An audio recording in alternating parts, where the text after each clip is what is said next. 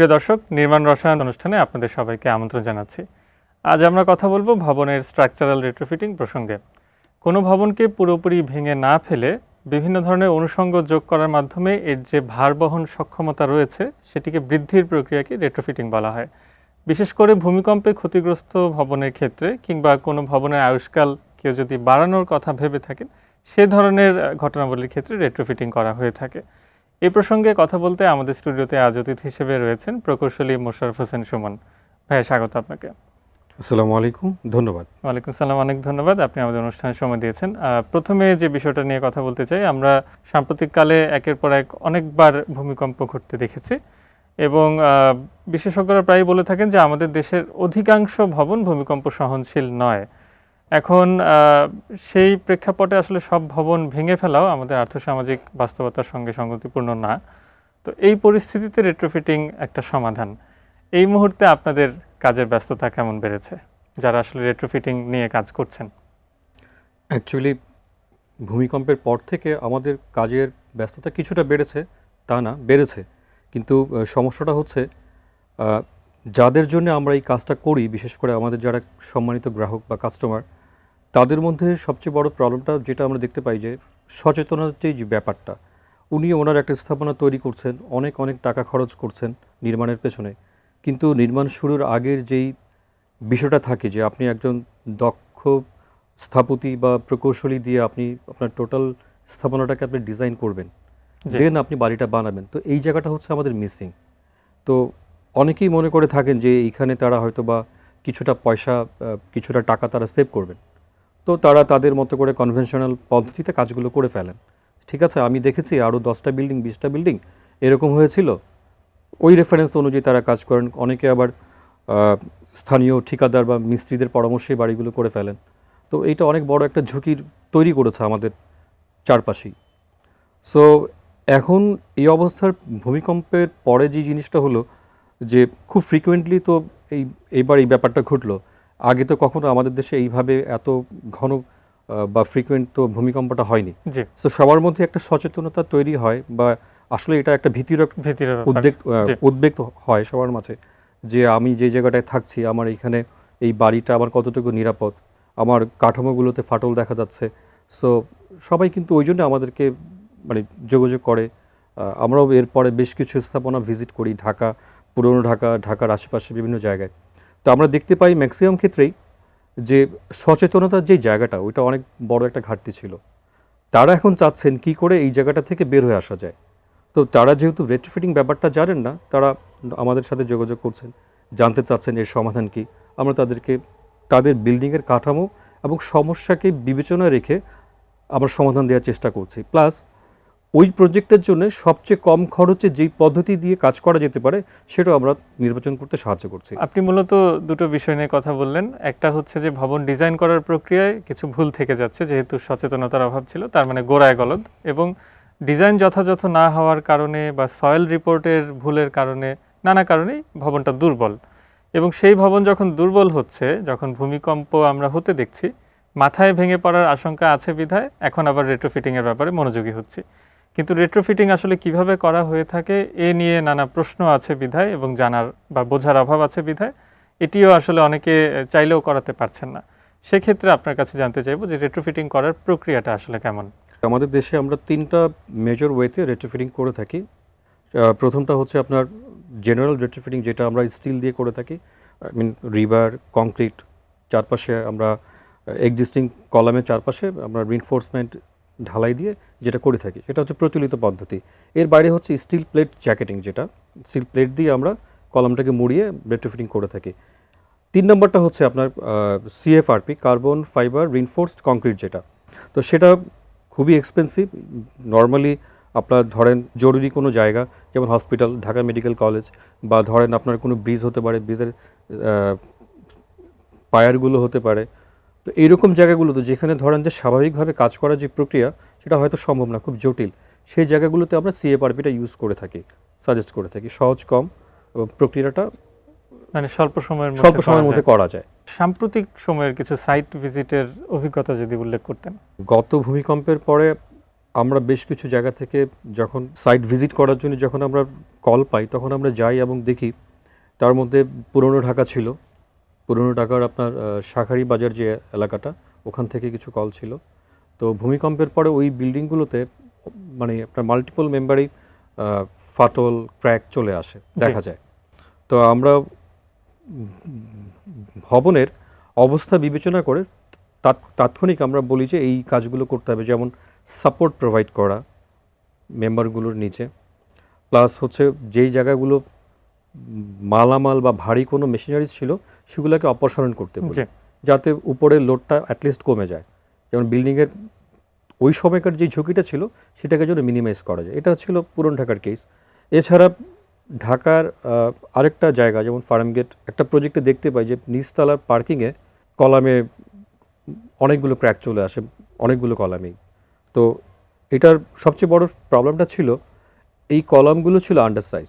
ওকে, আন্ডারসাইজ হওয়ার কারণে যা হয়, একটা 6 তলা বিল্ডিং তার যে পরিমাণ সাইজ হওয়া উচিত মিনিমাম সেটা যখন না হবে, তো সে যখন ভূমিকম্পে এমনিতেই ভালনারেবল থাকে, ওই বাড়তি ওই ওই যে সাপোর্টটুকু সে নিতে পারে না। হ্যাঁ, তো সেক্ষেত্রে আপনারা মানে কি ধরনের মেজার গ্রহণ করলেন সেই বিল্ডিংয়ে? সেই রকম বিল্ডিংয়ের ক্ষেত্রে আমরা যেটা করে থাকি, প্রথমে আমরা নন ডিস্ট্রাকটিভ কিছু টেস্ট করা হয়। যেমন ধরুন আপনার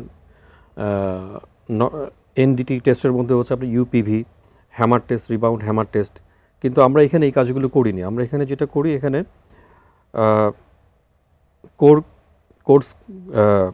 কোর কাটিং করে স্যাম্পলটা কালেক্ট করি, সেটা ল্যাবে পাঠাই। আমরা যে রিবারগুলো ছিল সেগুলো টেস্টে পাঠাই। দেন হচ্ছে যে আমরা সমস্ত ডাটাগুলো কালেক্ট করে সেটা আমাদের ইঞ্জিনিয়ারিং টিম সেটা নিয়ে কাজ করে, অ্যানালাইসিস করে আপনার সিমুলেশন করে দেখা যে আসলে বিল্ডিংটার কোন কোন জায়গাগুলোতে প্রবলেম হচ্ছে, সেটা কলামে হচ্ছে, বিমে হচ্ছে কিনা, বা হলে সেটা কোন বিমে হচ্ছে বা কোন কলামটাতে হচ্ছে, ফাউন্ডেশনে কোথাও কোনো প্রবলেম হচ্ছে কিনা। সেই জন্য আমরা মানে এক্সিস্টিং জায়গা থেকে আমরা কিছু স্যাম্পলও কালেক্ট করি সয়েলের। নিচ্ছি ছোট্ট একটা বিরতি, সঙ্গেই থাকুন। প্রিয় দর্শক, বিরতির পর নির্মাণ রসায়ন অনুষ্ঠানে আরও একবার স্বাগত জানাচ্ছি। আমরা দেখছি যে আসলে ন্যাশনাল বিল্ডিং কোড একটা নিয়মিত বিরতিতে প্রতিবারই আপগ্রেড হচ্ছে এবং প্রতি হালনাগাদে কলাম সাইজ কিন্তু আগের তুলনায় কিছুটা বাড়ছে। তো সেক্ষেত্রে আন্ডার সাইজ যে বিবেচনা করা হলো, সেটা আসলে কোডের আলোকে আপনারা এর উপর মানে যে ধরনের মেজার আসলে প্রেসক্রাইব করে থাকেন, সেটা বিল্ডিং কোডের সঙ্গে কমপ্লাই করে কিভাবে? অ্যাকচুয়ালি আমরা যদি আগের বিল্ডিং কোডগুলো দেখে থাকি, তো ওই সময়টায় নর্মালি আমাদের দেশে আমরা ভূমিকম্পের জন্য 5 মাত্রাকে আমরা ধরে নিতাম নর্মালি ডিজাইনের সময়। কিন্তু পরবর্তী বিল্ডিং কোড, বিশেষ করে 2020-তে আমরা যখন আসি, তখন এখানে আমাদেরকে অ্যাডভাইস করা হয়, মানে নট অ্যাডভাইস, অ্যাকচুয়ালি এটা আমাদের নিয়মই করা হয়ে আসে যে এটা মিনিমাম 6 বা তার ঊর্ধ্বে ধরে এটাকে কাজ করতে হবে। সো আপনি যখনই আপনার ভূমিকম্পের মাত্রাকে আপনি বাড়াবেন, তো আপনার বিল্ডিংয়ের রেজিস্ট্যান্স যেই অ্যাবিলিটি সেটা কিন্তু আপনাকে বাড়াতে হবে। তো সেটা যখন আপনি কাজ করবেন, তখন কিন্তু আপনার বিল্ডিংয়ের সাইজ সেকশন কিন্তু সেই অনুপাতেই বাড়বে। ওকে, এখানে একটা বিষয় হচ্ছে যে অনেকেই ধারণা করে থাকেন রেট্রোফিটিং খুবই ব্যয়বহুল একটা প্রক্রিয়া। আবার তিনি যে ভবনটায় বসবাস করছেন হয়তো বিভিন্ন জায়গায় ক্র্যাক এলো, শুধু দেয়াল না, স্ট্রাকচারাল এলিমেন্ট যেগুলো আছে কলাম বা বিমেও ফাটল এসছে। সেই অবস্থায় মানে সে ভবনটা একেবারে ভেঙে ফেলাও তার পক্ষে সম্ভব হচ্ছে না নানান বাস্তবতায়। তো সেই পরিস্থিতিতে আপনি আসলে কি ধরনের পরামর্শ দেবেন যে রেট্রোফিটিং করতে চাইলে তিনি আসলে কার দ্বারস্থ হবেন বা কোন কোন প্রক্রিয়ায় কাজটা তার পক্ষে করা সম্ভব হবে? প্রথমত সব ক্র্যাকই কিন্তু আপনার যে ভালনারেবল তা কিন্তু না।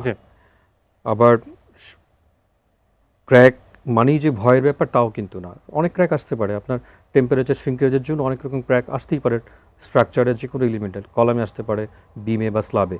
তো এটা নিয়ে ভয় পাওয়ার প্রথমত কিছু নাই।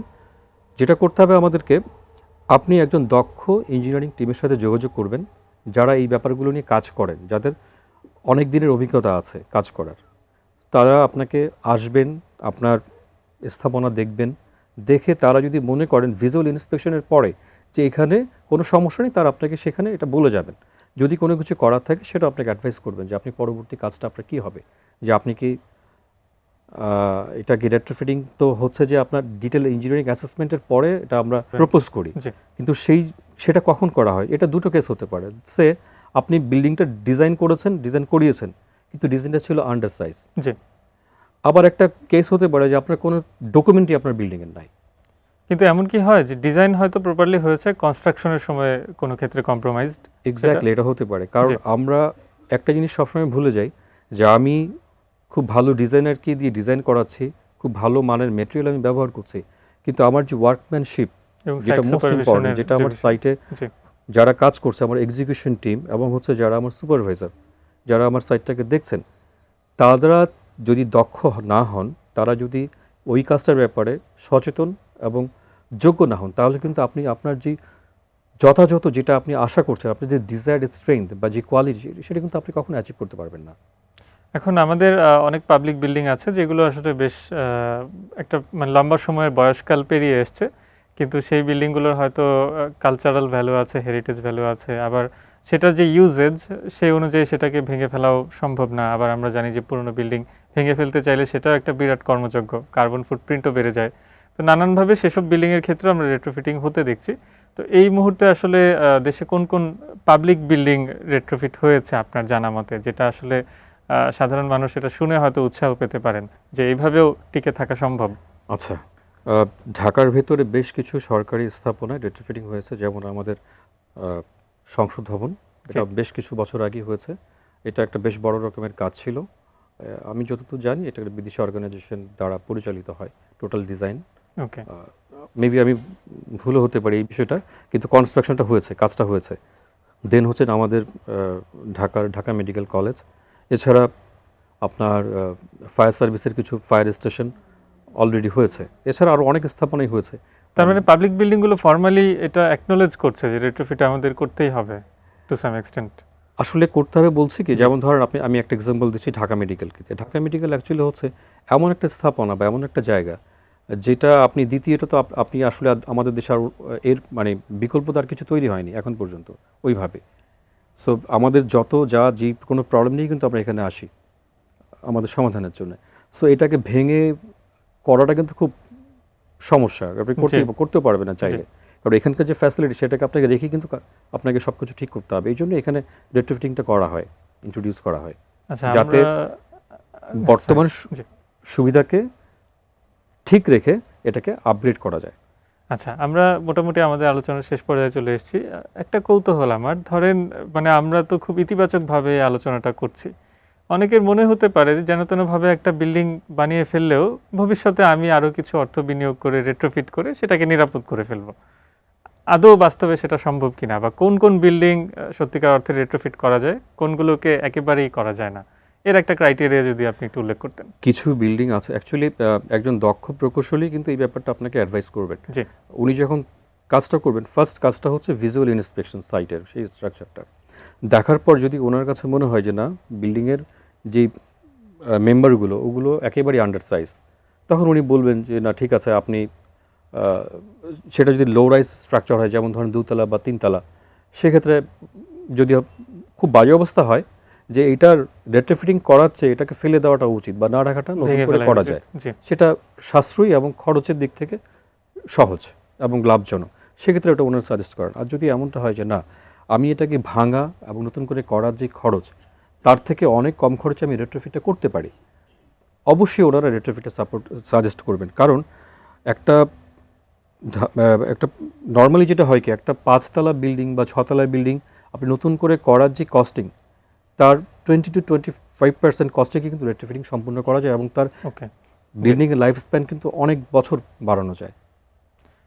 আমরা একেবারেই শেষ পর্যায়ে চলে এসেছি। যারা সাধারণ দর্শক আসলে আমাদের আলোচনা শুনছিলেন, তাদের উদ্দেশ্যে যদি আপনার কোনো পরামর্শ থেকে থাকে, অর্থাৎ ভূমিকম্প আবারও যে কোনো সময়ে দেখা দিতেই পারে এবং তাতে আমাদের ভবনগুলো ক্ষতিগ্রস্ত হতেই পারে, সে আশঙ্কা সবসময়ের জন্যই আছে। এই মুহূর্তে মানে ধরেন একটা ফাটল হওয়ার আগেই আমাদের এই মুহূর্তে কোনো করণীয় আছে কিনা? প্রথম করণীয়টা হচ্ছে, যদি যিনি ভবন ব্যবহারকারী, ওনার ভবনের যদি ডিজাইনগুলো থাকে বিল্ডিংয়ের, উনি অবশ্যই সেটা চেক করবেন, কোনো এক্সপার্ট ইঞ্জিনিয়ারিং টিমকে দিয়ে উনি সেটা রিভিউ করাবেন। যদি ওনার সন্দেহ থাকে যে না, আমার মনে হচ্ছে যে না, আমি যেটাতে থাকছি সেটা ঝুঁকির বাহিরে না, ঝুঁকির মধ্যে আছে, বা আমার কোথাও কোনো ক্র্যাক বা কোনো প্রবলেম আমি দৃশ্যমান হচ্ছে, সেক্ষেত্রে উনি অবশ্যই এটা করবেন। এটা করার সুবিধাটা হচ্ছে কি, উনি দক্ষ জায়গা থেকে একটা ভালো একটা সাজেশন পাচ্ছেন আসলে ওনার কী করা উচিত। যদি বিল্ডিংয়ের কোনো প্রবলেম নাও থেকে থাকে, অ্যাটলিস্ট উনি কিন্তু এই সার্টিফিকেটটু পাচ্ছেন যে ওনার বিল্ডিংটা নিরাপদ দিন শেষে। রেট্রোফিটিং নিয়ে আমরা নর্মালি অনেকেই ভাবি যে এটা খুব এক্সপেন্সিভ, এটা করা যায় না, কাজটা করতে গেলে অনেক ঝামেলা হয়, অনেক প্রবলেম নিতে হয়, এটা করা অবস্থায় এখানে বসবাস করা যায় না। ব্যাপারটা এরকম না। রেট্রোফিটিং যখন ডিজাইন করা হয়, ডিজাইনের পরে কিন্তু এক্সিকিউশনের জন্য আরেকটা প্ল্যানিং করা হয়। আমি এক্সিকিউশনটা কীভাবে করব, রেগুলার কনস্ট্রাকশনের মতো কিন্তু সবগুলো জায়গায় একসাথে কাজ করা যায় না। আপনাকে জোন সিলেক্ট করে আপনাকে এরিয়া ভাগ করে কাজ করতে হয়। তো সেই ক্ষেত্রে হয় কি, আপনি কাজের টাইমলাইন, সময় এবং রিস্ক এবং ঝুঁকি সবগুলোকে কিন্তু আপনি নিরূপণ করে কাজটা করতে পারবেন। ধরেন আপনার একটা সাইকেল আছে, বাইসাইকেল বা মোটরসাইকেল, সেখানে আপনার ব্রেকে যদি প্রবলেম হয়, আপনি তো সাইকেলটাকে ফেলে দিচ্ছেন না, আপনি ব্রেকটা চেঞ্জ করছেন, নতুন একটা ব্রেক লাগাচ্ছেন। এটাও করছেন হয়তো বা কেউ কেউ যে আপনি হয়তো হ্যান্ডেলটা চেঞ্জ করছেন, মিররটা পাল্টাচ্ছেন, কিন্তু আপনি কিন্তু বাইক ফেলে দিচ্ছেন না, বাইকটা আপনি ইউজ করছেন। সো রেট্রোফিটিংও তাই একটা বিল্ডিংয়ের ক্ষেত্রে। অনেক ধন্যবাদ ভাইয়া, খুব চমৎকার আলোচনা এবং মূল্যবান পরামর্শের জন্য। ধন্যবাদ আপনাকে। প্রিয় দর্শক, এই ছিল আমাদের আজকের আলাপ। আশা রাখি আমাদের যে সকল ভবনে আমরা বসবাস করছি সেই ভবনগুলো নিরাপদ করার ক্ষেত্রে এই আলোচনা কার্যকরীভাবে সহায়ক ভূমিকা রাখবে। আপনার যদি কোনো প্রশ্ন, মতামত বা পরামর্শ থেকে থাকে জানাতে পারেন স্ক্রিনে দেখানো ইমেল ঠিকানার মাধ্যমে। ভালো থাকুন, সুস্থ থাকুন, নির্মাণ রসায়নের সঙ্গেই থাকুন।